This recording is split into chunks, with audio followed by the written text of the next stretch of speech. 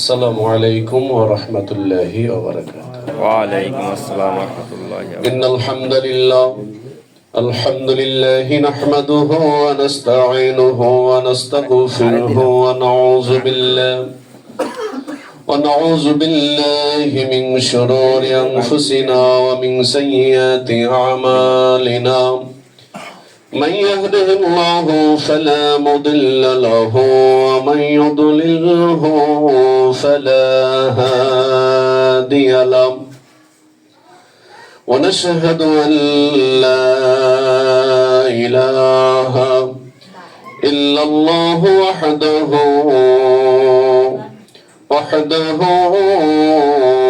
لا شريك له ونشهد أن سيدنا وسندنا وحبيبنا ونبينا وطبيب قلوبنا ومولانا محمدا عبده ورسوله الذي أرسله بالحق بشيرا ونذيرا وداعيا إلى الله بإذنه وسراجا منيرا. فقد قال الله تعالى في كلامه المجيد والفرقان الحميد: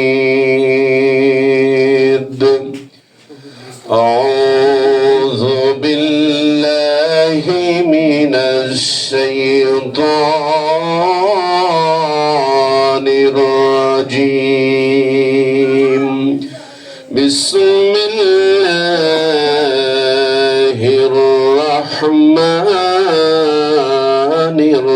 الرحيم.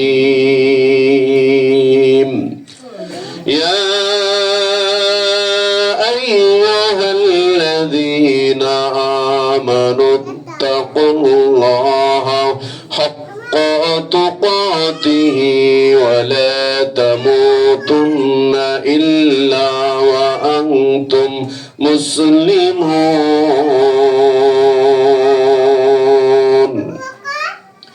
إن الله وملائكته يصلون على النبي يا أيها الذين آمنوا صلوا عليه وسلموا تسليما. اللهم صل على سيدنا مولانا محمد وعلى آل سيدنا مولانا محمد. اللهم صل على سيدنا مولانا محمد وعلى آل سيدنا مولانا. পৃথিবী পড়ে রবে আমরা একদিন থাকব না, সবাই যেদিন ভুলে যাবে নবী তুমি ভুইল না। আল্লাহুম্মা সাল্লি আলা সাইয়্যিদিনা মাওলানা মুহাম্মদ ওয়া আলা আলি সাইয়্যিদিনা মাওলানা। বাবা গেল মা গেল কেউ কেউ তো ফিরে এলো না, বাবা গেছে মা গেছে, কেউ তো ফিরে এলো না। যেদিন আমার ডাক পড়িবে, আজরাইল কাউকে ছাড়বে না। আল্লাহুম্মা সাল্লি আলা সাইয়্যিদিনা মাওলানা মুহাম্মদ ওয়া আলা মাওলানা। কোন কবরের মাটি হবে ভাই আমার বিছানা, কোন কবরের মাটি হবে ভাই আমার বিছানা, কোন বাদেশে কবর হবে আমার নাই জানা, কোন কবরের মাটি হবে ভাই আমার বিছানা, কোন কবরের মাটি হবে ভাই আমার বিছানা।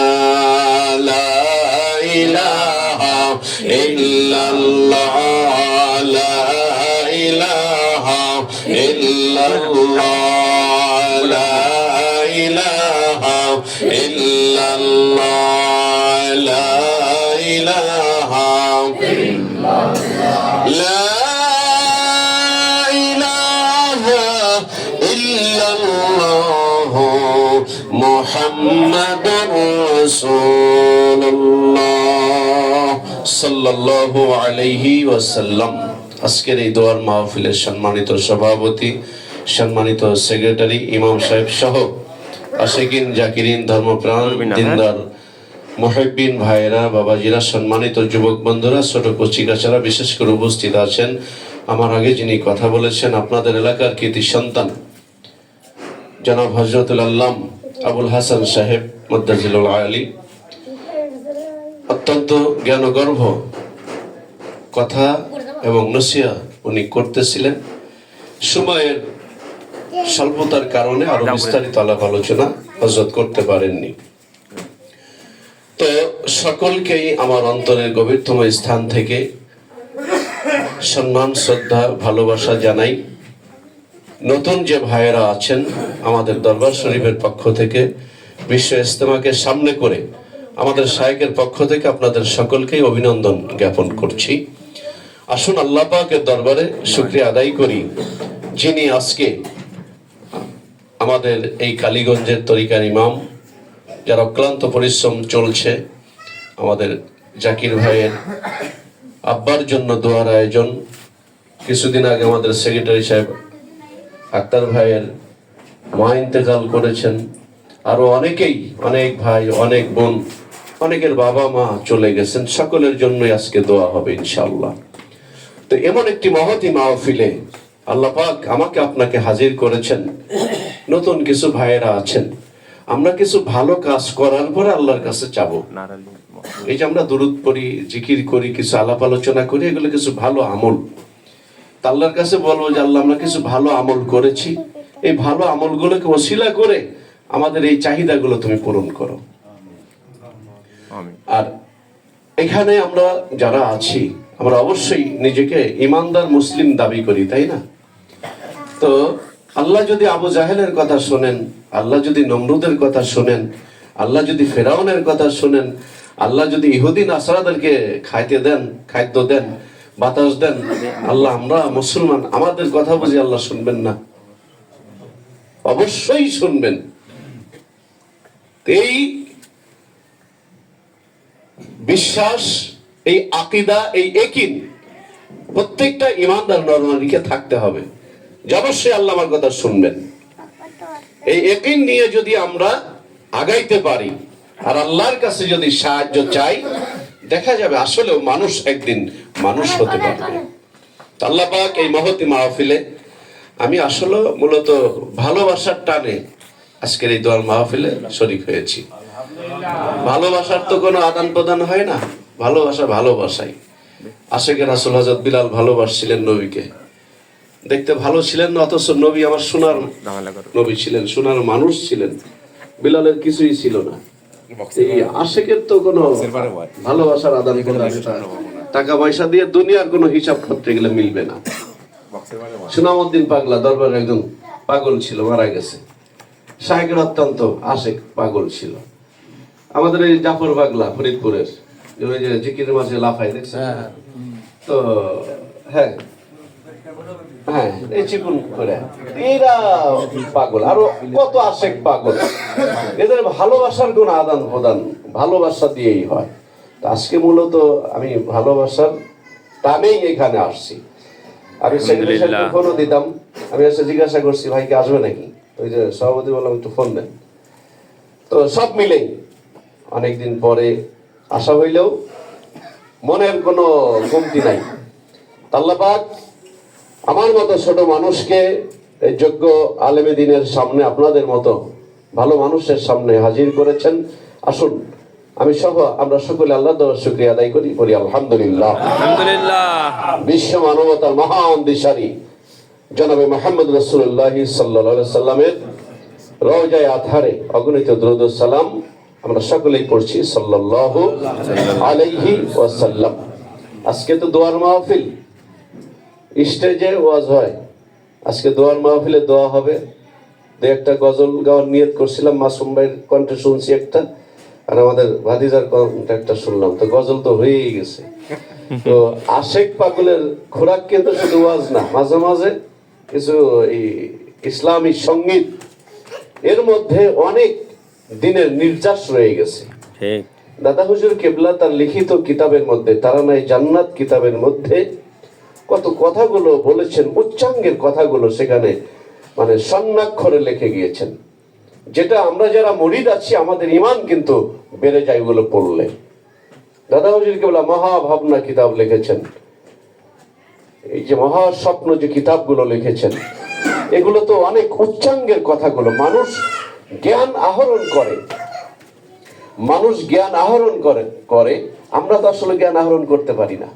অথচ এই চটি চটি কিতাবের মধ্যে 8খানা কিতাব লিখে গেছেন আমাদের আপন শায়েখের লিখিত কিতাব, এই যে জ্ঞানের স্পর্শমণি সহ আরো যে কিতাবগুলো রয়েছে, এর মধ্যে দিনের অনেক নির্যাস এই লেখনীর মধ্যে রয়ে গেছে। তো সব মিলে দু একটি হয়তো গজলের দু একটি কলি হবে। আমরা এই যে মুর্শিদি গজল বলি না, অনেকের এখানে নতুন ভাইরা আছেন, আপনাদের মনে প্রশ্ন জাগতে পারে যে এগুলো আবার কি গজল। মুর্শিদি গজল এটা সামা বলা হয়। সামা গজল হলো শায়েখকে নিয়ে যে কথাগুলো, এটা ভালোবাসার একটা বিনিময়, আমরা সুর দিয়ে কথাগুলো বলি। তো এর ভিতরে শিরিক বিদাতের কিছু নেই। যদি শিরিক বিদাত কেউ করে থাকি তাহলে সেখানে মানে আমরা সেরে নিব। কত জায়গায় হচ্ছে না, কত পীরের দরবার শিরিক বিদাত হচ্ছে, মাজার পূজা হচ্ছে, সেটা তো বাতিল। যেখানে শিরিক হচ্ছে, বিদাত হচ্ছে, আমাদের দরবার তো শিরিক মুক্ত কথা আমাদের শায়েখ আমাদেরকে শিক্ষা দেন। শিক্ষক তিনি ঠিকই শিক্ষা দিচ্ছেন। শিক্ষার্থীরা না বুঝের কারণে অনেক সময় ভুল করে থাকে। ওই ভুল শুধরানোর জন্য মাসিক মাহফিলের ব্যবস্থা করছেন। অনেক আগে একখানে আমাদের মুর্শিদ কেবলা গেছেন, তা কিছু এলাকার মহিলারা মাঠে কাজ করে না, আপনাদের এদিকে আছে ভাই?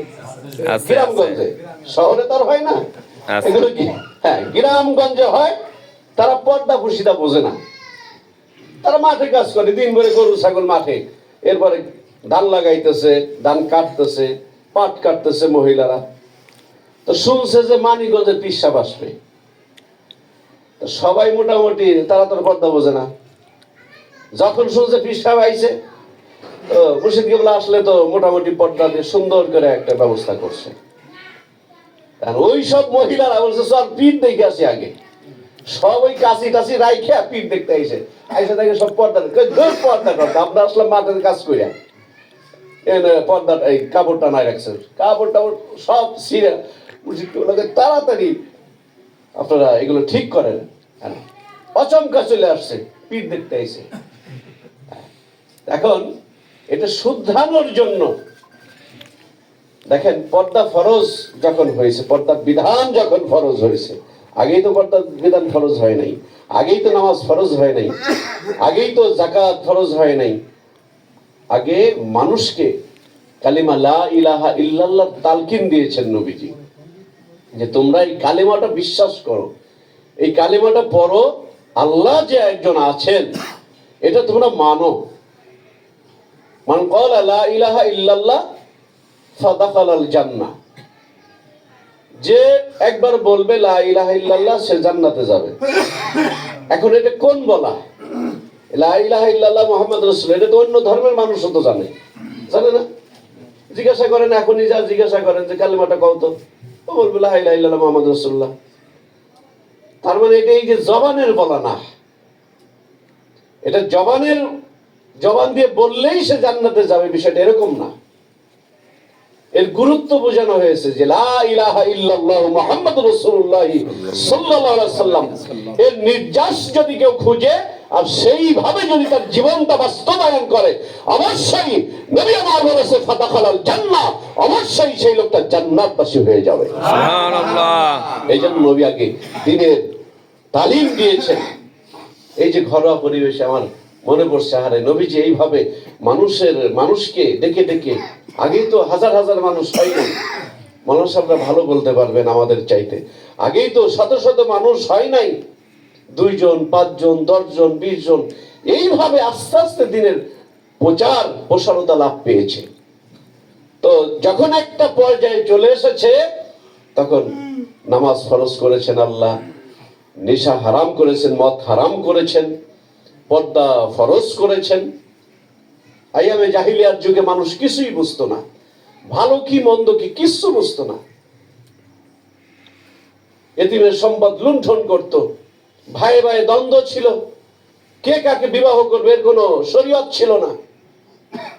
আল্লাহ যখন শরীয়ত প্রণেতা বিশ্ব নবী জনাবে মুহাম্মদ রাসূলুল্লাহ সাল্লাল্লাহু আলাইহি সাল্লামকে এই পৃথিবীর মুখে প্রেরণ করলেন, উনি হলেন শরীয়ত প্রণেতা।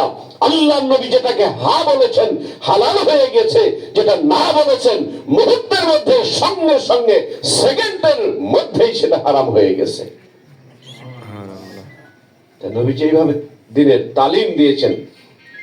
আমি যে আয়াতে কারিমা আপনাদের সামনে তেলাওয়াত করেছি, এখানে আল্লাহ বলছেন, হে ঈমানদারেরা, ইয়া আইয়ুহাল্লাযীনা আমানুত্তাকুল্লাহ, হে ঈমানদারেরা ভয় করো, আল্লাহকে ভয় করো, হাক্কা তুকাতিহি, যেইভাবে ভয় করার দরকার, যেইভাবে ভয় করার দরকার সেইভাবে ভয় করো। ওয়ালা তামুতুন্না ইল্লা ওয়া আনতুম মুসলিমুন, আর খবরদার মুসলমান না হইয়া কিন্তু কবরে আসিও না, মৃত্যুবরণ করো না। এটা কি মানুষের হাতে নাকি মৃত্যুবরণ? এখানে গুরুত্ব বোঝানো হয়েছে, সাবধান, খবরদার, কারণ কবর অত্যন্ত ভয়াবহ জায়গা। এই জন্য দাদা হুজুর কেবলা এই মুরাকাবার মধ্যে আপনারা গজলটা হয়তো মাঝে মাঝে 2-1 পেলে আপনার মনে হয় যারা পারেন গাবেন, মনটা নরম হবে। মুরাকাবা যখন করেন আমি মাঝে মাঝে 2-1 লাইন পড়ার চেষ্টা করি। কবরে বসিয়ামি কামরি রে, কে তো আমার ডাক শুনে না, কবরে স্বজনেরা নির্বাসনে দিল রে, ফুরিল না এমনেরি বাসনা। প্রবাসী, দেখেন এই যে আপনাদের পাশে কবরস্থান, যেখানে আক্তার ভাইয়ের মা শুয়ে আছে, জাকির ভাইয়ের আব্বাস যেখানে শুয়ে আছে, আমাদের কেউ না কেউ কবরে শুয়ে আছে। একটুখানি কি চিন্তা করি আমি আপনি? চক্ষুটা বন্ধ করে দেখেন তো, যেই মা আমাকে গর্ভ ধারণ করে 10 মাস 10 দিন মায়ের পেটের মধ্যে থেকে রক্ত দিয়ে আল্লাহ পাক আমাকে আপনাকে মায়ের গর্ভে কতদিন রাখছেন, আবার পৃথিবীতে এসে 2 থেকে 2.5 বছর মায়ের বুকের রক্তগুলো চুষে চুষে পান করে করে আমাকে আপনাকে আল্লাহ পাক বড় করেছেন।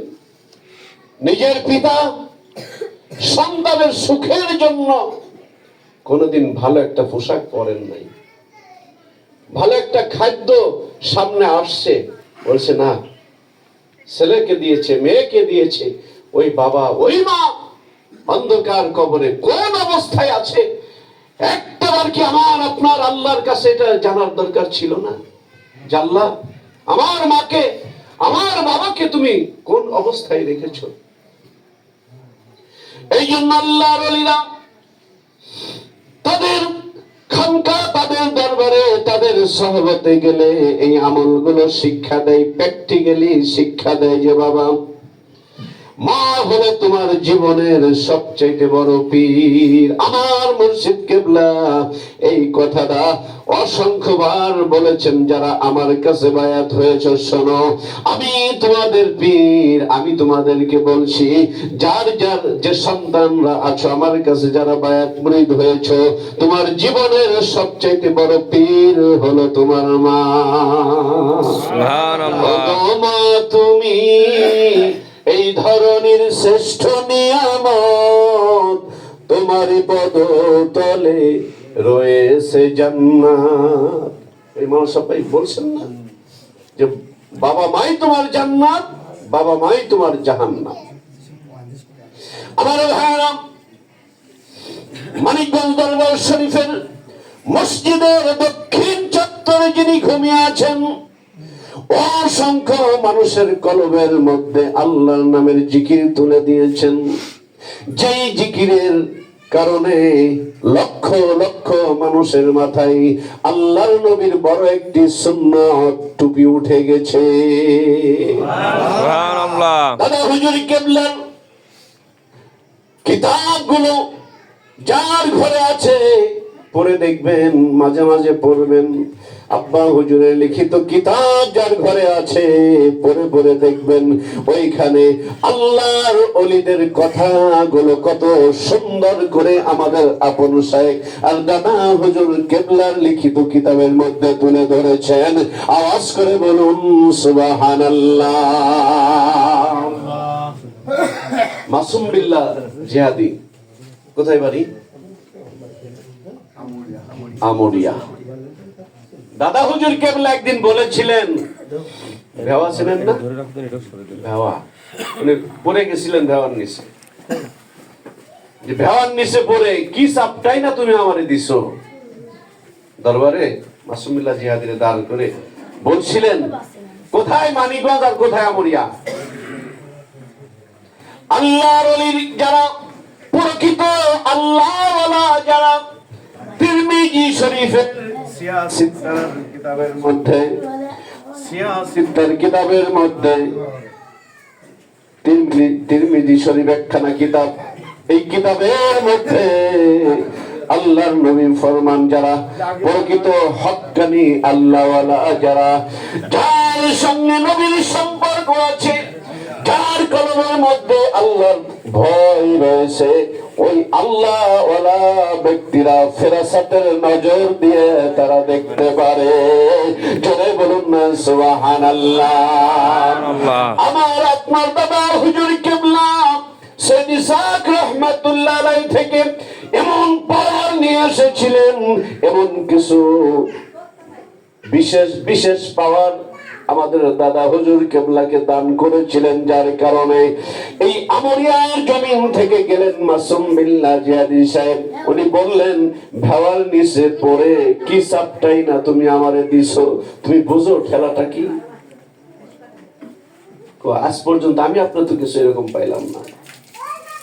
একটা মানুষ মানুষ হতে গেলে একটা মানুষ মানুষের কাছে যাওয়া লাগে।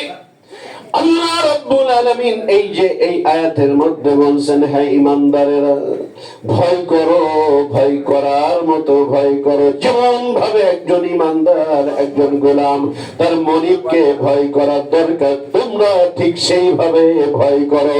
যদি ওইভাবে ভয় করতে পারো, লা খাউফুন আলাইহিম ওয়ালা হুম ইয়াহজানুন।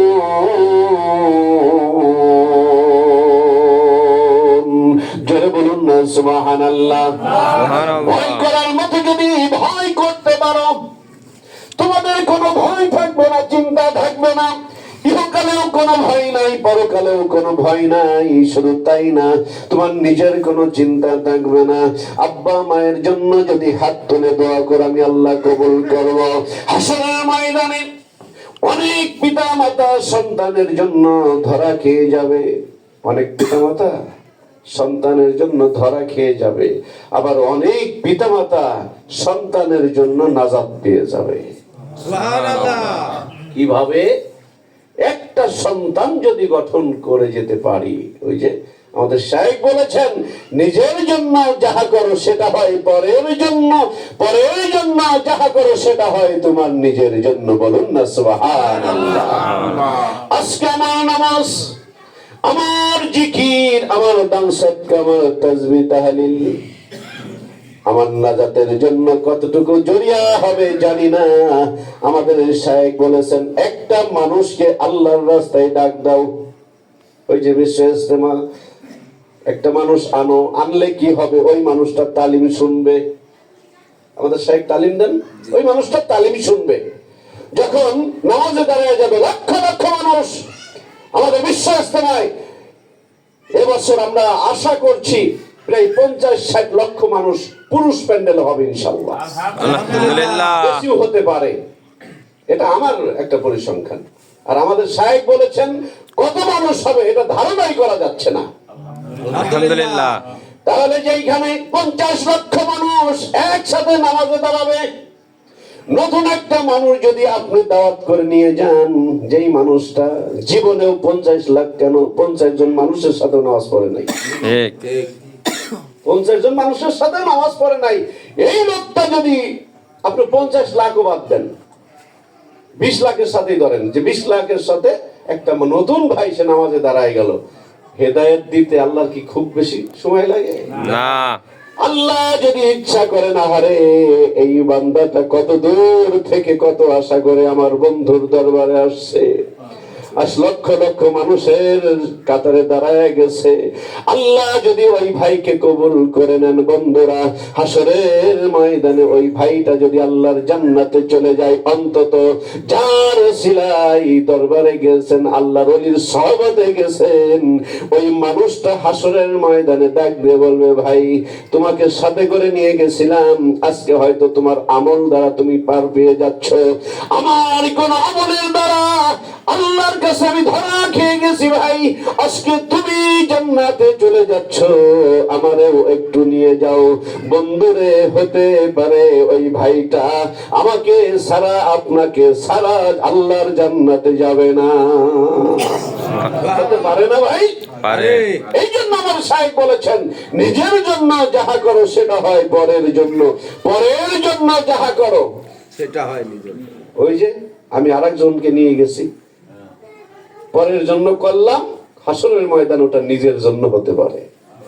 আলহামদুলিল্লাহ। এই জন্য পীরের কাছে যায় কেন মানুষ? মানুষ হওয়ার জন্য। পীর হলো একটা জীবনের ভালো একটা বন্ধু। আজকে দেখেন, এই যে আপনাদের এই কালীগঞ্জে যতদিন আসি, আগেও অনেকবার আসছি, শুকনা শুকনা মনে হইতো। এই যে কয়েকদিন আগেও আমাদের সমন্বয়কারী, আপনাদের জেলার সমন্বয়কারী সিরাজুল ভাই আসছিলেন, আমিও ছিলাম। দেখেন এই যে একটা প্রচন্ড গতি সৃষ্টি হয়েছে। সিরাজুল ভাই বলে গেছেন, যখন ঝিনাইদহ শহরটা হবে কালীগঞ্জ, মানে তরিকার শহর, আলহামদুলিল্লাহ। তাহলে প্রচন্ড একটা গতি সৃষ্টি হচ্ছে। আর এটা আল্লাহর অগণিত রহমত ছাড়া পশ্চিমকালেও সম্ভব না। সুবহানাল্লাহ। এই জন্য তরিকায় ঢুকে সলসা তরি, এদিক সেদিক লাইন বাঁকা, ইসলাম লাইন বাঁকা সাপোর্ট করে না। ইসলাম সুজা, ইহদিনাস সিরাতাল মুস্তাকিম, সরল সঠিক পথে। যতদিন নবী ছিলেন ততদিন নবী যা বলেছেন সাহাবারা তাই মেনে নিয়েছেন। নবী যখন চলে গেছেন, হযরত সিদ্দিক আকবরের হাতে যখন মিশন আসছে, হযরত আবু বকর যা বলেছেন, হযরত ওমর, ওসমান, আলী, হায়দার সহ সমস্ত মানুষ হযরত আবু বকরকে নিশানা করেছেন। হযরত ওমর যখন চলে গেছেন, হযরত আবু বকর যখন চলে গেছেন, হযরত ওমরের হাতে যখন মিশন আসছে, খেলাফত আসছে, তখন হযরত ওমরকে সবাই মেনে নিয়েছে। এটা তরিকার লাইনের হিসাবপত্র খুব সূক্ষ্ম। সৈয়দ ইসহাক রহমাতুল্লাহ আলাইহি খেলাফত দিয়েছেন আমার আপনার দাদা হুজুর কেবলা, যিনি মানিকগঞ্জ মসজিদের দক্ষিণ চত্বরে শায়িত আছেন। জান্নাতি মানুষ, আল্লাহর তাকে জান্নাতের উচ্চ শিখরে আল্লাহ পাক যেন অধিষ্ঠিত করেন, আমিন আমিন। তো খেলাফত নিয়ে একটা ফুটন্ত গোলাপ, যার নাম মানিকগঞ্জ দরবারের নাম জানে না ইসলামিক কান্ট্রি গুলোতে, এমন খুব কমই আছে। যে একটা প্রচন্ড গতি সৃষ্টি হয়েছে। এই যে আমাদের সাহেব বলেছেন, আমি আপনাদেরকে নিয়ে জান্নাতের দিকে একটা দৌড় দিছি। সুবহানাল্লাহ। তা আল্লাহর ওলিরা তো জান্নাতের দিকেই দৌড় দিবে। ঠিক। একটা প্লেয়ার বল খেলতেছে, যার পাই বল, সে দৌড় দেয় কোন দিক? গোল কি? গোলবারের দিক। এটা তো একটা হিসাবের কথা। তা আল্লাহর ওলিদের হাতে যে সিলসিলাটা রয়েছে, এই সিলসিলা হলো মহান একটা নিয়ামত। সুবহানাল্লাহ। এই নিয়ামত নিয়ে আমার সাহেব বলেছেন, আমি জান্নাতের দিকে আপনাদেরকে নিয়ে একটা দৌড় দিয়েছি। এখন দৌড়ে যদি 1600 মিটার দৌড়ে ওই 2 চক্কর দিয়েই যদি অস্থির, তাহলে আরো তো 12 চক্কর পড়ে, 14 চক্কর পড়ে আছে। এই জন্য ধীরে ধীরে প্রথমে গতিটা আস্তে আস্তে আস্তে আস্তে আস্তে করতে করতে শাইখ বলেছেন, নতুন যারা আসেন জোরে একটু জিকির করেন, কিছুদিন একটু জোরে জিকির করেন, এরপরে আস্তে আস্তে করেন। জোরে জিকির এটা একটা সবক, ক্লাস, এটা একটা সিলেবাস। কিছুদিন জোরে জিকির করতে করতে করতে করতে এমন একটা সময় আসবে, আপনার জোরেও বলতে হবে না, মাথাও নাড়াইতে হবে না, মাথা নিচু করে চোখ বন্ধ করে চুপ করে বসে থাকবেন। আপনার 36 কোটি লোমকূপ দিয়ে আল্লাহ পাকের জিকির হবে। এটা অসংখ্য প্রমাণ দলিল কিতাবের মধ্যে রয়েছে। সুবহানাল্লাহ। সুবহানাল্লাহ। ওই পর্যায়ে নেওয়ার জন্যই আমাদের সাইকেল এত আঞ্জাম। আমার ভাইরা, হাসরের ময়দানে এমন কিছু পিতামাতা আল্লাহর কাছে বলবে, আল্লাহ জান্নাত যাব, বন্ধুরে সন্তানের সঙ্গে দেখা হয়ে যাবে। এই বাপ মার সন্তান ডাক দিয়ে বলবে, আল্লাহ আমার আব্বা মা জীবনে আমাদেরকে নামাজের কথা বলে নাই, জীবনে কোরআন হাদিসের কথা বলে নাই, কোরআন পড়তে বলে নাই, তেলাওয়াত করতে বলে নাই, ভালো কথাগুলো আমার বাপ মা বলে নাই। তারা একাই নামাজ পড়েছে, তারা একাই জিকির করেছে, একাই দান করেছে, আমাদেরকে শিখাই নাই। আল্লাহ যদি আমাদেরকে বলতো আমরা নামাজ আদায় করতাম, যদি আমাদেরকে বলতো আমরা তোমার নামের জিকির করতাম, যদি আমাদেরকে শিখাইতো, অবশ্যই আমরা ভালো আমলগুলো করে আজকে আমরাও জান্নাতে যাইতে পারতাম। এগুলো বলবে, বিশ্বাস হয়? হায়। আজকে আমরা এই সন্তানের জন্য জীবনের কষ্ট বিলীন করে দিলাম, অথচ এই সন্তান ওই সময় বলবে, যদি আমরা গঠন করে যাইতে না পারি তাহলে বলবে, আল্লাহ আজকে বাপ মা জান্নাতে যাবে আর আমরা জাহান্নামে যাব। এটা হবে না। হয় আমাদেরকে জান্নাতে যাওয়ার সুযোগ দাও, আর না হয় আমাদের বাপ মাকে আমাদের হাতে ছেড়ে দাও। বাবা মায়ের বুকের উপরে পা দিয়ে আমরা তাদেরকে নিয়েই জাহান্নামে যাব। নাউজুবিল্লাহ, নাউজুবিল্লাহ। এই কথাগুলো বলবে। এর বিপরীতে কিছু বাবা মা আল্লাহর জাহান্নাম ওয়াজিব হয়ে যাবে, এই আমলদারি সন্তান যদি রেখে যান, একটা হাফেজে কোরআন, একটা আলেম যদি বানায়া যান, এই সন্তান জান্নাতবাসী যদি হয়ে যায়, এবার আল্লাহর কাছে বলবে, আল্লাহ, যেই বাবা মা অক্লান্ত পরিশ্রম করে আমাকে হাফেজ বানাইছে, আমাকে আলেম বানাইছে, আমাকে নামাজ পড়াইছে, আল্লাহ তোমার নামের জিকির শিখাইছে, আমার সেই বাবা মা কোথায়? সেই বাবা মা? আল্লাহ ডাক দিয়ে বলবে, সন্তান জাহান্নামের অর্ডার হয়ে গেছে। ওই সন্তানরা বলবে, আল্লাহ, আব্বা আমাকে না নিয়ে জান্নাতে যাব না। এমন ভাবে কান্নাকাটি শুরু করে দিবে। আল্লাহ ডাক দিয়ে বলবে, ফেরেশতারা, এই সন্তানের আব্বা আমাকে নিয়ে আসো। এবার বাবা মাকে নিয়ে আসা হবে। এই সন্তানগুলো বলবে, আল্লাহ, হয় আমাদেরকে জাহান্নামে দাও, আর না হয় বাবা মাকে আমাদের হাতে ছেড়ে দাও, আব্বা মাকে নিয়েই আমরা তোমার জান্নাতে চলে যাব। আমার জীবন, আমার মরণ, আমার জিন্দেগি, ইয়া ইলাহি, ইয়া ইলাহি, কবুল করো আমার বন্দেগি। আমার জীবন, আমার মরণ, আমার জিন্দেগি,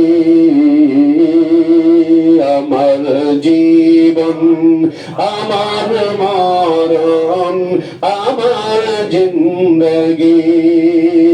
এই জন্য ভাই আমার, আমাদের মুর্শিদ কেবল আমাদেরকে বলেছেন, আপনারা আপনাদের সন্তানকে ছোটবেলা থেকে দরবার চিনান। কেন দরবার চিনাবেন? কারণ আমি আপনাদের পীর, আমি আপনাদের উস্তাদ, আমি তো আপনাদেরকে দিনটাই শিক্ষা দিই। এই যে মাসিক মাহফিল আমরা যাই, অনেকেই বলে পীরের কাছে যাইতে হবে কেন? আমরাই যে দরবারে গেছি, দরবারে আমাদের শায়েখ যতক্ষণ বয়ান করেন, ইসলাহের বয়ান করেন নাকি? ইসলাহের বয়ান করেন। কি ইসলাম? তুমি তোমার আব্বার খেদমত কিভাবে করবা, এটা আমরা শিখি নাই? জি। তুমি তোমার মায়ের খেদমত কিভাবে করবা, তুমি পিতা তোমার ছেলে মেয়ের সম্পদ কিভাবে বন্টন করবা, ইসলাম। তোমার অন্তরের মধ্যে শয়তান খামচি মেরে বসে থেকে তোমাকে যে ধোঁকা দিচ্ছে, এই ধোঁকা থেকে তুমি হেফাজত হইতে পারবা কি করে, এগুলো শিখায়। শিখায় না? এতিমের সম্পদ লুণ্ঠন করা যাবে না, মানুষের মাথায় বাড়ি দেওয়া যাবে না, ভাই বোনের সম্পদ লুণ্ঠন করা যাবে না, আবার বোন কায়দা করে ভাইয়েরটা নিয়ে যাওয়া যাবে না, এগুলো শিখাইছে না? শিখাইছে। আপনি নিজে নামাজ পড়বেন, সন্তানদের উঠাবেন, এগুলো শিখাইছে না? কোরআন তেলাওয়াত নিজে একাই করবেন না, সন্তানদেরকেও শিক্ষা দিবেন। এই যে ইসলাম, তালিম ইসলাম, ইসলামের তালিম চলছে। এখন যারা আমি আপনি যারা এটা বাস্তবে রূপ দিতে পারছি, এই যে আপনারা ব্যবসা করেন, আক্তার ভাই আমাদের সেক্রেটারি হিসেবে ব্যবসা করেন, মুক্তার ভাই ব্যবসা করেন, আরো আপনারা যারা যে ব্যবসাগুলো করেন, যার যার স্থানে থেকে বিভিন্ন জন বিভিন্ন ব্যবসা আপনারা করেন, আপনাদের ব্যবসার হিসাব করেন না হিসাব ছাড়া? হিসাব করেই তো ব্যবসা। একটা পুঁজি আগে খাটান। তা আমরা যারা ইমানদার, আমাদের পুঁজি হলো ইমান। ঠিক। কি বলেন? আমাদের পুঁজি হলো ইমান। এখন যেহেতু পুঁজি ইমান, এখন আমার পুঁজি বাড়াইতে হবে। এই পুঁজি বাড়াবো কিভাবে? আপনি এখন বিভিন্ন লাইনে যে ভাই আমি তো এই ব্যবসা করি, তা আমার মালগুলো আপনার জেলায় কিভাবে ঢুকানো যায়, ভাই আপনি যদি একটু সহযোগিতা করতেন, এভাবে করেন না? জি। তাহলে আমার ইমান নামক পুঁজিকে বাড়াইতে গেলে ওই মানুষের সঙ্গে আমার লাইনটা করার দরকার, যেই মানুষটার সঙ্গে দয়াল নবীর একটা কানেকশন রয়েছে। ঠিক। কি বলেন? দয়াল নবীর, মায়ার নবীর একটা কানেকশন রয়েছে। এখন বলবেন যে এই কানেকশন কি শুধু মানিকগঞ্জে? আমরা যে মানিকগঞ্জ আল্লাহর কুতুবের কাছে যাওয়ার পরে আমরা জেনেছি, আমরা বুঝেছি, আমরা পেয়েছি যে না, এই মানুষটার কাছে যাওয়ার পরে আমাদের ইমান নামক যে পুঁজি এটা আরো বেড়ে গিয়েছে আল্লাহর রহমতে। সুবহানাল্লাহ। উনি কবর জগতের একজন ডাক্তার। আজকে দেখেন এই কালীগঞ্জে এই আক্তার ভাইদের বাড়ি এবং জাকির ভাইদের বাড়ি সহ, জর্দার ভাইদের বাড়ি সহ আরো যে আপনারা মানিকগঞ্জ আমাদের ভাইয়েরা আছেন, আজকে মানিকগঞ্জ দরবার শরীফে যাওয়ার পরে যারা ওই নিয়ামতকে আমরা ধারণ করে রাখতে পেরেছি, তাদের মনের ভিতরে কিন্তু মহা একটা প্রশান্তি। ঠিক। আপনি রাস্তায় বের হন, আপনার নিজের কাছে দেখবেন ভালো লাগে। আপনি 5টা টাকা একজনকে দেন, দেখবেন আপনার কাছে ভালো লাগে। আল্লাহর ওলিদের কথা শোনেন, দেখবেন আপনার কাছে ভালো লাগে। ভাই, এই পৃথিবীতে সারা জীবন থাকা যাবে না। রঙিন এই পৃথিবী সারিতে হইবে, সাদের ঈদ মাটিতে খাইবে, শূন্য হবে জিন্দিগানি। কার লাগিয়া এত মায়া, এত চোখের পানি রে মন, কার লাগিয়া এত মায়া, এত চোখের পানি। রঙিন এই পৃথিবী সারিতে হইবে, সাদের ঈদ মাটিতে খাইবে, শূন্য হবে জিন্দিগানি। কার লাগিয়া এত মায়া, এত চোখের পানি রে মন, কার লাগিয়া এত মায়া, এত চোখের পানি। আমার ভাইয়েরা, কে কখন এই সুন্দর পৃথিবী ছেড়ে পরপারে চলে যাবে কেউ কি আমরা জানি? কিছুদিন আগে জাকির ভাইয়ের আব্বা জীবিত থাকা অবস্থায় একদিন ফোন করলেন আমার ভাই। ফোন দিয়ে বলতেছেন আব্বা খুব অসুস্থ। যার আব্বা মা ঘরে অসুস্থ থাকে, সন্তান যদি সন্তানের মতো হয়, তারা একটু প্রেসারিতে ভোগে। তো আমি তো ওনাদের সবাইকেই মোটামুটি চিনি, জানোয়ার ভাই, আশরাফ ভাই, ওনারা আসলে পারিবারিক ভাবে আমাদের শায়েকের সবাই একনিষ্ঠ একজন ভক্ত এবং কর্মী। এটা আমার অভিজ্ঞতার আলোকে আমি বলছি। আবার আনোয়ার ভাইদের মানে আক্তার ভাইদের বাড়িতে আমি যতদিন গেছি, দেখেন ওনার মা চলে গেলেন।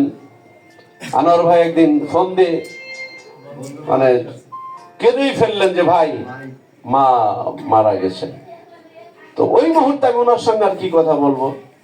পরে আমি সভাপতি জর্দার ভাইকে ফোন দিলাম যে আসলে আমার আসার খুব ইচ্ছা ছিল, কিন্তু একে তো 100 মাইল দূর, মন থাকলেও তো সবসময় হয়ে ওঠে না।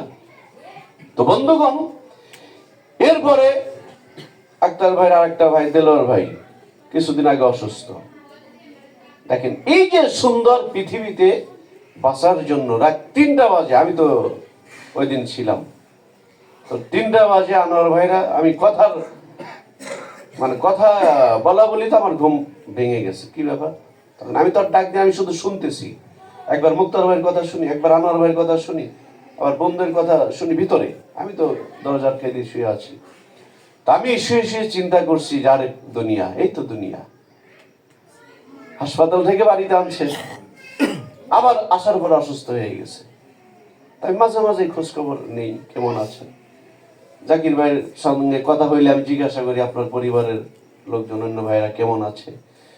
জর্দার ভাইয়ের সঙ্গে কথা হইলে যে আমাদের অন্যান্য পীর ভাইয়েরা কেমন আছে, সবার কথাই জিজ্ঞাসা করি, শুধু ওনাদের কথা জিজ্ঞাসা করি না, সবার কথাই জিজ্ঞাসা করি। ভাই, এই যে ভালোবাসার একটা দেখা দেখির যে একটা বিষয়, এই যে ভালোবাসার যে একটা বিষয়, এগুলো রয়ে গেছে। তো হাসরের ময়দানে আল্লাহর নবী ডাক দিয়ে বলবে, আমার বিলাল কই? আশিক রাসূল হযরত বিলাল নবীর পায়ের কাছ থেকে লাফ দিয়ে দাঁড়িয়ে যাবে, লাব্বাইক ইয়া রাসূলুল্লাহ, গোলাম হাজির, গোলাম হাজির। দেখেন হযরত বিলালের টাকা পয়সা ছিল না, অর্থ সম্পদ ছিল না, কিন্তু নবীর জন্য ভালোবাসার কোনো কমতি ছিল না। নবীর জন্য কোনো ভালোবাসার বিন্দু মাত্র কমতি ছিল না। দাদা হুজুর কেবলা সৈয়দ ইসহাক রাহমাতুল্লাহ আলাইহির কাছে যখন আল্লাহ রাসূলকে পাওয়ার জন্য যখন গেলেন, কত সাধনা, কত ত্যাগ। আজকে দুনিয়ার জীবনে চাকরি করি, ব্যবসা করি, উন্নতি করার জন্য কতটা ত্যাগ আমি আপনি করি না? কতটা ত্যাগ করি ভাই। মোবাইল সাইলেন্ট অথবা অনেকে বোঝে না, তো তেমনি যদি ফোন বাইজে উঠলে নিজের কাছেই ভিতরে কাঁপে, তারপরে আরো ধমক দেন, কিন্তু আরো মানে কোনটা টিপ দিবার যায়, কোনটা টিপ দিবি আরো আবল তাবল আছে। এই জন্য বন্ধ করেন, নইলে সাইলেন্ট করে রাখেন। কারণ যেখানে কোরআন এবং হাদিসের আলোচনা হয়, আল্লাহর ওলিদের নিয়ে কথা হয়, ওইখানে আল্লাহর ওলিদের মানে উল্লেখযোগ্য আল্লাহর ওলিদের রূহের জগতের একত্রীকরণ হয়। সুবহানাল্লাহ। এটা যারা আল্লাহর ওলিদেরকে মানে শুধু তারাই এটা বিশ্বাস করে। যারা আল্লাহর ওলিদেরকে মানে না, তাদের কাছে এগুলো বলবেন, তারা বলবে সর্বনাশ, সেগুলো আবার কি কথা, কি বলেন? তারা তো আল্লাহর ওলি মানে না, তারা পীরই মানে না। অথচ আমরা যারা মানিকগঞ্জ দরবার শরীফে যাওয়া আসা করি, আমাদের শায়েখের তাওয়াজ্জুহ শক্তি বলে আল্লাহর রহমতে অনেক মানুষের ইহকাল পরকালের জীবনের পরিবর্তন আল্লাহ পাক করেছেন। করেন নাই? করছেন। যদি পরিবর্তন না হয় তাহলে বোঝা যাবে আমার আপনার নিরিখটা ঠিক নাই। এটা বুঝতে হবে। এই জন্যই যে আমরা একটা গজল সামা গাই না, বলবো নাকি? বলেন বলেন। নিরিখ বান্ধরে দই নয়নে, নিরিখ বান্ধরে দই নয়নে, ভুইল না মন তাহারে, নিরিখ বান্ধরে দই নয়নে, নিরিখ বান্ধরে দই নয়নে, ভুইল না মন তাহারে, ভুইল না মন তাহারে। নিরিখ বান্ধ মানে লাইনটা ঠিক রাখো, মানে এটা একটা শব্দ। নিরিখ বান্ধ মানে লাইনটা ঠিক রাখো। আপনারা কি কেউ পাখি মারতে পারেন? কেউ পাখি মারতে পারেন? ওই যে সভাপতি কাছে পারতাম। আচ্ছা, যারা পাখি মারে, ওই যে মানে আমি সাক্ষীর জন্য বলছি মিয়া ভাই, আমার সাক্ষীর দরকার। কারণ সাক্ষী ছাড়া তো বিবাহ হয় না, হয় নাকি? না। সাক্ষী ছাড়া আলহামদুলিল্লাহ। তো যেহেতু আপনি পাখি মারেন, আগে নিরিখ করেন না, না নিরিখ ছাড়া? আমি যা ডাক দিলাম, ভাই আপনি পাখির দিক বন্দুকটা তাক করে আমার সাথে কথা বলতেছেন, আপনি কি পাখি মারতে পারবেন? না। পাখি মারতে গেলে পাখির দিকে আপনাকে নিরিখ করতে হবে, তাও 2 চোখ দিয়ে না, 1 চোখ দিয়ে, তাই না? চশমাটা খুলে দেখাই, 1 চোখ দিয়ে এরকম নিরিখ করে। রাজমিস্ত্রি আছে না? কেউ আছেন নাকি রাজমিস্ত্রি? ওই যে হ্যাঁ, তাও আছে আলহামদুলিল্লাহ। এই যে রাজমিস্ত্রিরা যখন জোগাইলেরা বলে না, কি বলে আপনাদের জোগাইলেই তো, হ্যাঁ এই ধর ওইখানে ওই শাইল ধর, শাইল ধরে 1 চোখ দেখায় না, ঠিক আছে, তাই না মজা ভাই? হ্যাঁ ঠিক আছে। তো এই যে নিরিখ, তা আল্লাহর ওলিদের সামনে যে নিরিখ মানে শায়েখ যেহেতু কোরআন হাদিস রিসার্চ করে আমাদেরকে শিক্ষা দেয়, অতএব তার কথাগুলো তুমি বাস্তব জীবনে রূপ দাও, এটাকে বলা হয়েছে নিরিখ বান্ধ।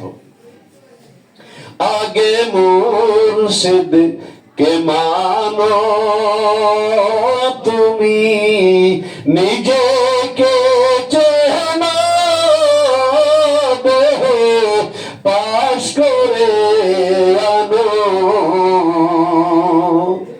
অনেক মানুষ মানিকগঞ্জ হুজুরের কাছে যাওয়ার পরে তরিকার এক সময় অনেক খেদমত কইরা কইরা এখন পীর পীর ভাব হইছে। অনেকে আছেন এরকম? আছে।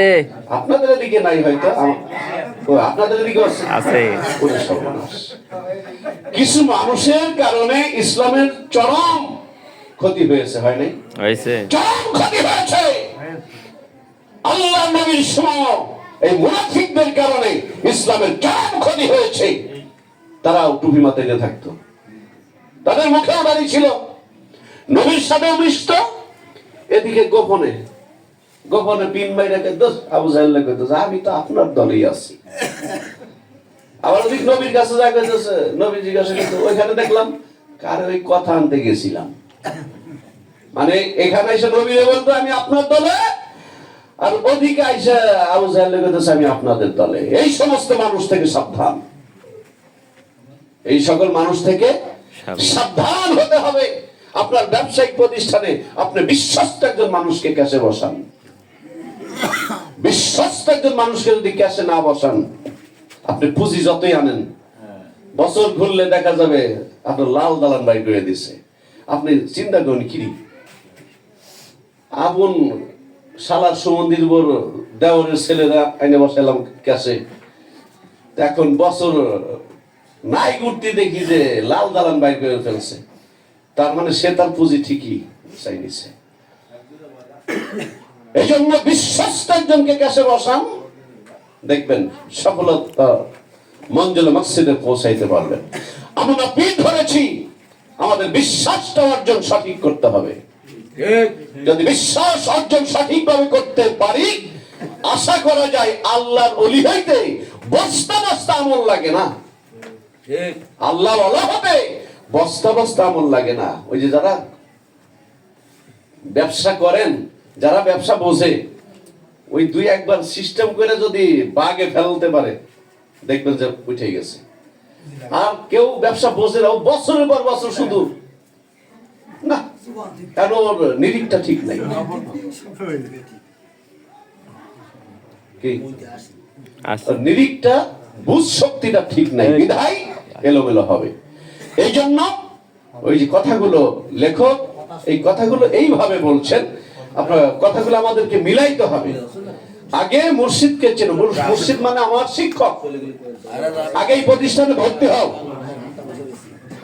কিসে না আস আমি বললে হ্যাঁ ইশারায় যাইতে হবে, কথা যে বলে সে বোঝে। ওই যে ছোট মানুষ আক্তার ভাইয়ের ছেলে গজল গাইলো, ওই কয়েকটা মুখস্থ কইরা এখানে তারা বলে দেখেন খেলাটা কি নাকি।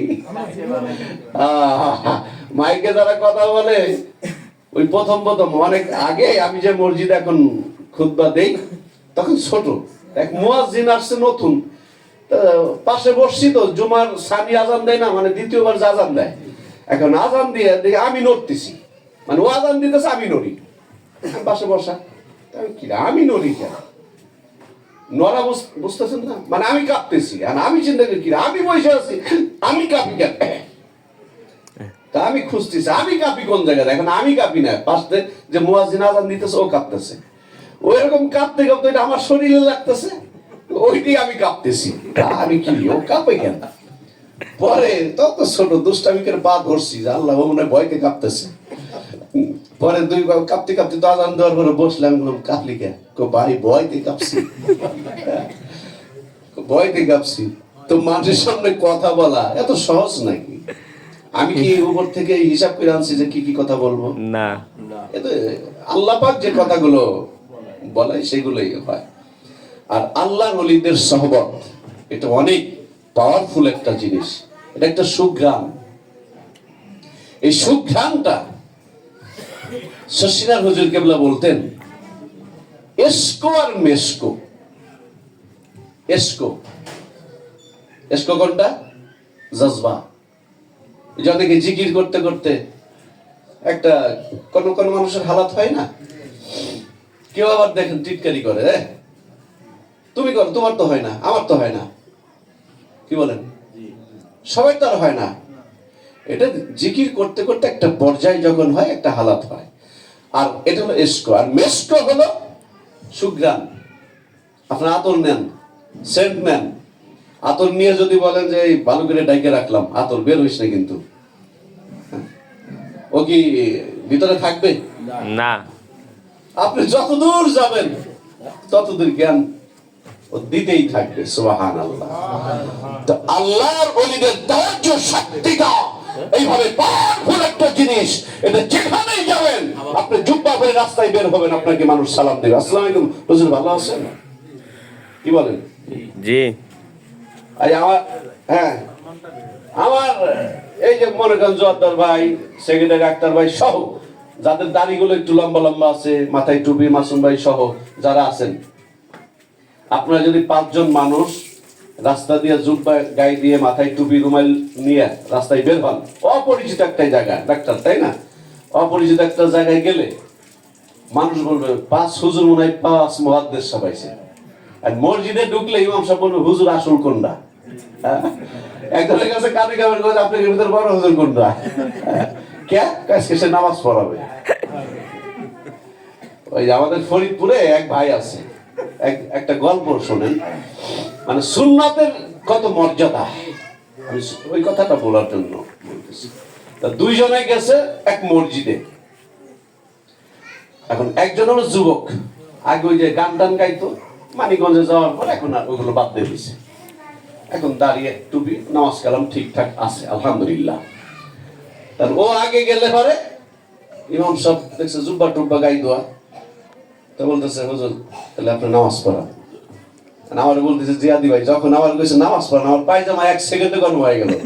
হ্যাঁ, আমি চিন্তা করলাম আমি করি কি, আমি বুদ্ধি করে গেলাম যে হুজুর আসল ডালো বাইরে হুজুর করতেছে। হ্যাঁ, উনি তো জানে না যে কি কথা হইতেছে, লোক আমার রসিক লোক। হ্যাঁ, এখন না হলো সাজান ভাই, তো ইস্তেমায় গেলে যদি সুযোগ হয় কথা বলাই দিলাম। তখন সাজান ভাই যখন অজু করে মসজিদে আসতেছে, এখন হুজুর ঠিক আছে তাহলে সামনে যান। সামনে যান মানে আপনি নাকি আসল হুজুর, তা আপনি নামাজ পড়েন।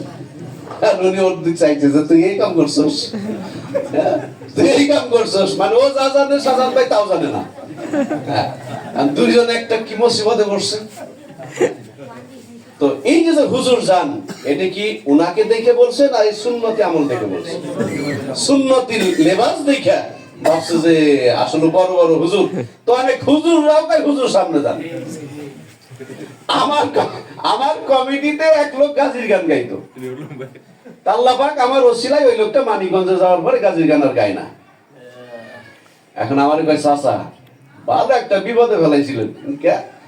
আমি হলো মাঠে কাজ করতেছি, তা ভাবলাম জুমার নামাজের আজান হয়েছে মসজিদে যাই, জুব্বা নিয়ে গেছে ব্যাগের ভিতরে। আপনার যেমন একটা টুপলা থাকে না, থাকে, তাই না? তো টুপলার ভিতরে জুব্বা টুব্বা গাইতে পাগড়ি গাড়ি করে মসজিদে গেছে। আর ইমাম সব মেম্বারের বাড়িতে নেমে আইছে, হুজুর সামনে যান। আর কয় যাওয়ার কইছে হুজুর সামনে যান। কয় কাকা আমার তো মানে ঠ্যাং আবার শুরু হয়ে গেছে, হাই হাই। আমি মনে মনে কই আমার কাকা যাবার কি, আমরা চাচা ভাইস্তা, আমার কাকা যাবার কি বিপদে ফেলাইলাম, করি কি? কাল্লা মানিকগঞ্জ হুজুরের ওসিলায় আমার বেইজ্জতি কইলো না, মানে গাজীর গান গাওয়া লোক তো। কয় যে আমি তোমার তারপর কি করলেন? কয় বসলাম, কাঁপতেছি কিন্তু বুঝতে দিতেছি না, কাঁপতেছি কিন্তু বুঝতে দিতেছি না। এখন কয়েক মিনিট কইলাম, ভিতরে আর নাই কিছু, মানে ভিতরে ঘাইমে অস্থির যে হাই হাই কোন বিপদে পড়ছি। কই নামাজ পড়ানোর পরে যে খালি চিন্তা করতেছে আল্লাহ আলহামদুলিল্লাহ সূরা পড়ে যদি সূরা নাস পড়ি, ভুলে যদি নাস পড়ে ফেলাই তারপর আমি কি করবো? ওই এই টেনশনে মানে আমার গাও একেবারে ঘাইমে গেল। ঘামতে ঘামতে নামাজটা পড়ার পরে আমি হলো আগে বাইরে যাবো, আমি হুজুর মাঝে মাঝে এরকম আইসেন, মানে ইমাম সাহেব ওনারে কইতেছে মাঝে মাঝে এরকম আইসেন। আমি আপনি কি কইলেন? কই চাচা মনে মনে কইলাম যে কাম করবো এই এলাকায় আর জীবন আসবো না। আচ্ছা বলেন, এই যে দেখেন সুন্নতের কত দাম, সুন্নতের কত দাম। উত্তর বাড্ডা খানকা শরীফে আমি তখন প্রথম বায়াত হয়েছি, প্রথম তখন আলেম ওলামাদের বসার জায়গা তো মোটামুটি হুজুর কেবলার ডানে বামে আলেম ওলামা বসে। তো আমি মাওলানা আবু জাফর সাহেব উপস্থাপক দর্শক, ওনার পিছনে বসছি, মোটা তাজা এক মানুষ। এখন কে আলেম আর কে আলেম না মানিকগঞ্জে তার এটা বোঝা যায় না, সবারই মোচ ছোট, দাড়ি লম্বা, মাথায় টুপি, অনেকেই পান খায়, মানে একজনের সাথে আরেকজন বড় হুজুর। এখন একজন মোটা তাজা হুজুর এসে আমার পাশে বসে আমারে বলতেছে, ভাই একটু পিছে যান, এখানে আলেমুল আমাদের বসার জায়গা। আমারে বলতেছে এখানে আলেমুল আমাদের বসার জায়গা, আপনি একটু পিছে বসেন। তা আমার তখন নতুন মুরিদ, আর আমরা হলো জামাত শিবির করা লোক, তো তারপরে ইউনিভার্সিটিতে পড়ছি, নতুন রক্ত সেরকম। আমি এরকম তাকাইলাম যে লোকটা কেরা। তখন মনে পড়লো যে হুজুর কেবলা বলছেন নিচু হও, নিচু জায়গা পানি জমে। ওই কথাটা আমার হঠাৎ মনে হলো। এই কথা যখনই মনে হচ্ছে, দেখেন আল্লাহর ওলিদের সহবতে গেলে মানে উপকারটা কোথায়? নিচু হও, নিচু জায়গা পানি জমে। আর একজনের জন্য একটা চেয়ার ছেড়ে দাও, আল্লাহ তোমাকে 10টা চেয়ারের মালিক বানায় দিবে। তা আমি আস্তে করে একটু সরে বসে ওনারে বসতে দিছি। কিছুক্ষণ পরে যে আলেম ওলামাদের জন্য নাস্তার ব্যবস্থা করেন শাইখের পক্ষ থেকে, তা নাস্তা যখন আসছে, এখন জাফর ভাই তো জানে না যে আমি পিছনে নাই। এখন বিস্কুট নিয়ে বলতেছে, ওই জিহাদি, মোটা গলায়, ওই জিহাদি। আমি বললাম, ভাই পিছনে আছি। তো যখন উনি আমার বিস্কুট দেয়, তখন ওই লোকটা ভাবছে যে কাহিনী কি, বিস্কুট আমারে না দিয়া পিছনে দেয় কেন? তো তারপর জিহাদি বলে ডাক দিল, আবার উনি উত্তরও নিল যে জিহাদি। তখন উনি হয়তো ভাবছে যে আমি ও দরবারের একজন হুজুর কেবলার খাদেম, এটা হয়তো যে কোনো ভাবে শেষ। এখন আস্তে করে একটু ঘোরে, মানে একটু ঘোরে আর আমার বলে, ভাই সামনে আসেন। তাই না, ভাই এটা আলেমুল আমাদের বসার জায়গা, তো আপনারাই বসেন। তখন উনি পরে যখন ভালো করে বুঝছে, আমার কার্ড দিছি, নামে চিনে যে আমি রাকিবুল হাসান জিহাদি, এটা আমার নামে চিনে, কিন্তু আমি যে সেই জিহাদি এটা জানে না। তখন আমার জড়াই দিয়ে কয়, ভাই ভুল হয়েছে, আমি তো আসলে আপনার নাম জানি যে আপনি নতুন আসছেন, আপনি ওয়াজ করেন, কিন্তু আপনি যে সেই ভাই, আসলে আমার ভুল হয়েছে, ভাই সামনে আসেন। তখন একটা হাসাহাসি হইল। তো আমি প্রথমেই যদি বলতাম, ভাই মিয়া এটা আলেমুল আমার বসার জায়গা, আমি কি, তখন আমার একটা ওই যে আমিত্ব চলে আসতো। আর পীরের কাছে, আল্লাহর ওলিদের কাছে যাই মানুষ আমিত্ব দূর করার জন্য। আমি এই যে আমি, আমার বিশাল একটা পেট হয়েছে খাইতে খাইতে, আমার এখন 5 তলা বাড়ি হয়েছে, হ্যাঁ, কার রিজিক কে খায়? এই যে আমি আসছি, এটা আপনার রিজিক খাইতে আসছে, আমার রিজিক আমি খাইতে আসছি। আমার রিজিক আমি খাবো, আল্লাহ পাক এই রিজিকের ওসিলায় আপনাকে অসংখ্য রিজিকের ব্যবস্থা করে দিবেন। সুবহানাল্লাহ। এই জন্য কখনো যদি এই কথা কেউ বলে, লিখে নেন কাগজে অথবা মনের ডায়েরিতে লিখে নেন যে পীরের খাদেম আমার বাড়ি আইসা কত খাইছে, আমি খাওয়াইছি, হ্যাঁ, তুমি খাওয়ানোর মালিক নেই। ওই পোকা যদি একবার মানে টাকাই ধরে, ওই টাকা আপনি ফিরাইতে পারবেন না। ওই পোকা ওটা খেয়েই নিবে। অহংকার, রিয়া, গর্ব, এগুলো মানুষের আমলকে ধ্বংস করে দেয়।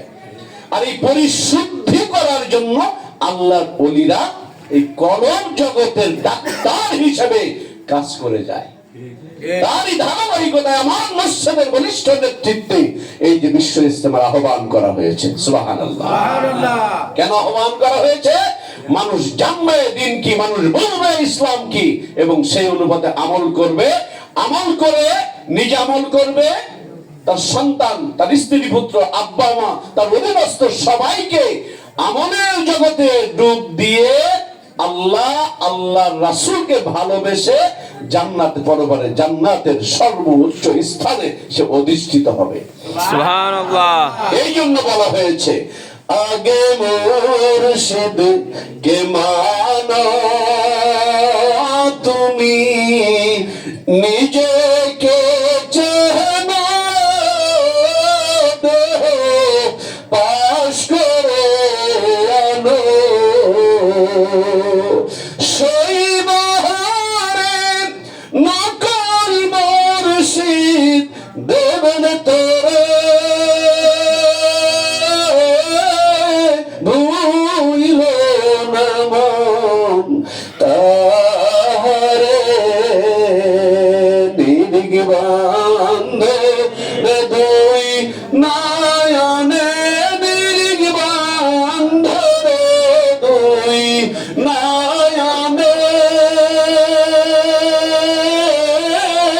ভুইল না মন তাহারে।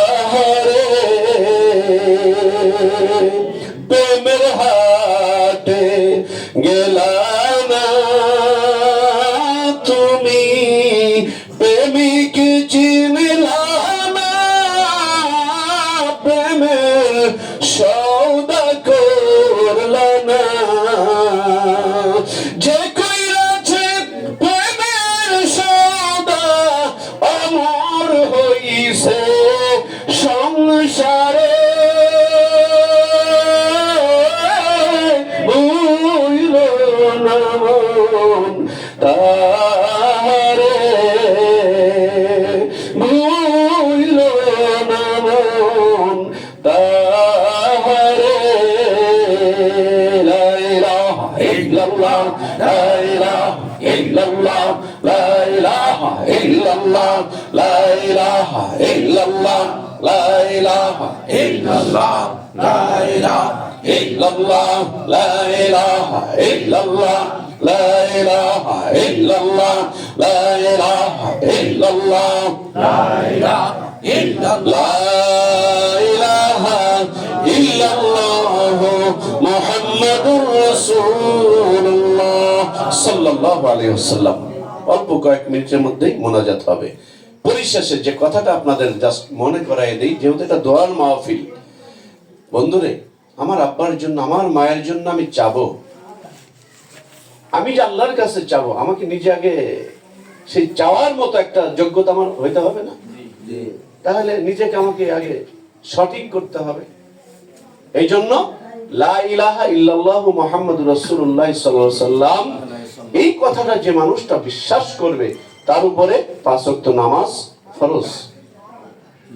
আমরা আমাদের শায়েখ বলেছেন 5 ওয়াক্ত নামাজ আপনারা জামাতের সাথে আদায় করার চেষ্টা করবেন, সকাল সন্ধ্যায় বিশেষ করে কোরআন তেলাওয়াত করবেন, এটা আমাদের শায়েখ আমাদের শিখাইছে। এখন আপনি যদি পালন না করেন এই দায়ভার কি পীরের? না। শিক্ষক তো ঠিকই বলতেছে যারা ব্যবসা করেন ওজনে কম দিয়েন না, এটা বলছেন না?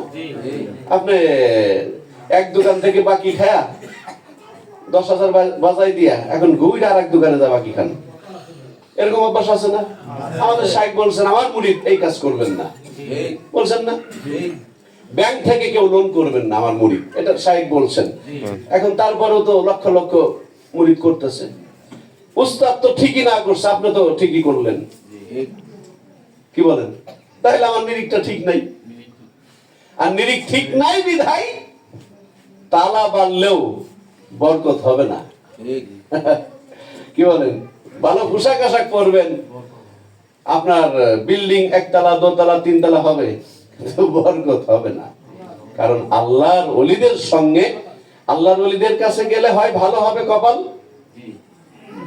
অথবা এমন ফুরা পড়বে যেটা আপনি আর ওটা থেকে ফিরে আসা ছোটা কঠিন ব্যাপার। এই জন্য আমরা সদা সর্বদা, দাদা হুজুর কেবলা বলছেন, যখন বের হবেন বাড়ি থেকে, পথে যে আপনি ইন্তেকাল করলেন, আল্লাহ না করুক আপনি মারা গেলেন, আপনি যে মুসলিম এটা চিনবে কিভাবে? একটা নিদর্শন তো থাকতে হবে। দাড়ি নাই, জুব্বা নাই, টুপি নাই, নিশ্চয় আপনার লুঙ্গি খোলা লাগবে, কি বলেন? যদিও হাসির কথা বললাম, কিন্তু এছাড়া তো আপনার উপায় নাই।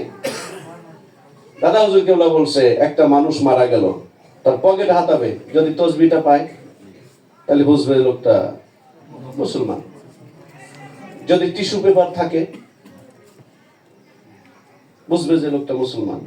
যদি একটা পাগড়ি থাকে ব্যাগে বুঝবে মুসলমান। একটা জায়নামাজ থাকে মুসলমান, দস্তরখানা থাকে মুসলমান, মিসাক থাকে, মানুষ মনে করবে যে না এই লোকটা তো মুসলমান, না এলে যে মিসাক কেন, পাগড়ি কেন? এই যে আমাদের শায়েখ এই সুন্নতি আমলগুলো মানুষকে শিক্ষা দিচ্ছেন, এগুলো তো আমরা অনেকেই জানতাম না। আমি এত লেখাপড়া করার পরেও এই যে বাস্তব কিছু প্র্যাকটিক্যালি আমল, এগুলো তো শিখিনি কোনোদিন। এগুলো শিক্ষা অর্জন করতে গেলে একটা মানুষের কাছে যাওয়া লাগে। ওই মানুষটাকেই বলা হয়েছে আলিয়া মুর্শিদা, পথ প্রদর্শক। কোরআনের পরিভাষায় বলছে পথ প্রদর্শক। যাবে কারা? শুধু ওই মানে যাদের বয়স 40 তারা না, সবাই যাবে, ছোটরাও যাবে। নবীজি ছোটদেরকে মসজিদে নিয়ে যাওয়ার জন্য বলেছেন। এই যে আপনারা যখন জুমার নামাজে যান, ওরা দুষ্টামি করুক, তারপর নিয়ে যাবেন। অনেক মসজিদে বলে, এই বাচ্চারা পিছনে যা, এই তোরা দিন আসিস না, একেবারে ব্যাংকে এরকম বলে না। আমি আমার মসজিদে বলছি খবরদার, বাচ্চারা দুষ্টামি করবে, আপনি একবার ওদেরকে বোঝান, দুইবার বোঝান, দুই চারবার বুঝাইতে বুঝাইতে একসময় ঠিক হয়ে যাবে। নবী সেজদায় গেছেন, ইমাম হাসান হুসাইন গাড়ির উপরে উঠছে, আপনি তো গাড়ির উপরে ওঠে নেই, কি বলেন? নবীজি সেজদা দীর্ঘ করছে, তার নাতি নামছে, এরপরে নবীজি সোজা হয়েছেন। রহমতের নবীর মাথার উপরে চেপে বসছে, আমার আপনার তো মাথার উপরে তো চেপে বসে নাই। এই জন্য আমাদের সাহেব বলছেন, সন্তানদেরকে পীর চিনান, দরবার চিনান। আপনি মারা গেলে অন্তত যেন আপনার মরণের খবর পীরের কানে পৌঁছায়। আজকে জাকির ভাইয়ের আব্বা ইন্তেকাল করেছেন, সঙ্গে সঙ্গে দরবারে চলে গেছে খবর, পীরের কানে চলে গেছে।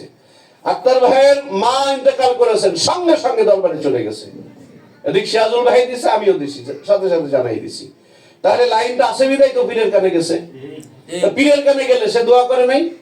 হাত তুলে দোয়া না করলেও অন্তর থেকে যে দোয়াটা আসে, এটা আপনি কোটি টাকা দিয়ে পাবেন না। এই জন্য দাদা হুজুর কেবলা বলছেন, দোয়ার কাজ করেন, বেড়া ভাঙিয়ে দোয়া যাবে আপনার। দোয়ার কাজ করেন, অটোমেটিক দোয়া আসবে, চাওয়া লাগবে না ভাই, দোয়া করেন অটোমেটিক। এই যে যখন শুনছি অমুক মারা গেছে, সঙ্গে সঙ্গে আমি আমার মসজিদে দোয়া করছি। এটাকে আমার কাছে বলছেন নাকি যে আপনি মসজিদে দোয়া করেন? আমি করছি, আমার ভালো লাগছে, একটা বন্ধন আছে বিধায় আমি করেছি। অন্তত আমি মারা গেলে যদি শোনেন যে জিহাদি ভাই নাই, অবশ্যই আমার বিশ্বাস আপনারা দোয়া করবেন। আবার যদি শুনি যে কালীগঞ্জের কোনো পীর ভাই নাই, কোনো বোন ইন্তেকাল করছে, দোয়া না চাইলেও যত পীর ভাই শুনবে দোয়া অবশ্যই করবে। এই জন্য আসুন, আমাদের শায়েখ বিশ্ব ইস্তেমার আহ্বান করেছেন, আমরা প্রচন্ড গতিতে কাজ করব, বাকি ফয়সালা আল্লাহর হাতে। আল্লাহ পাক কবুল করুন, আমিন। তো পরিশেষে আজকের এই দোয়ার মাহফিল আপনারা যে উদ্যোগটা নিছেন, এটা অত্যন্ত ভালো, প্রশংসনীয় একটি উদ্যোগ। এটা কিয়ামত পর্যন্ত এটা থাকবে, এই সিলসিলা যেন জারি থাকে। আমিন। আপনারা সকলে ভাই ভাই মিলে আমাদের সমন্বয়কারী সিরাজুল ভাইয়ের সঙ্গে, যিনি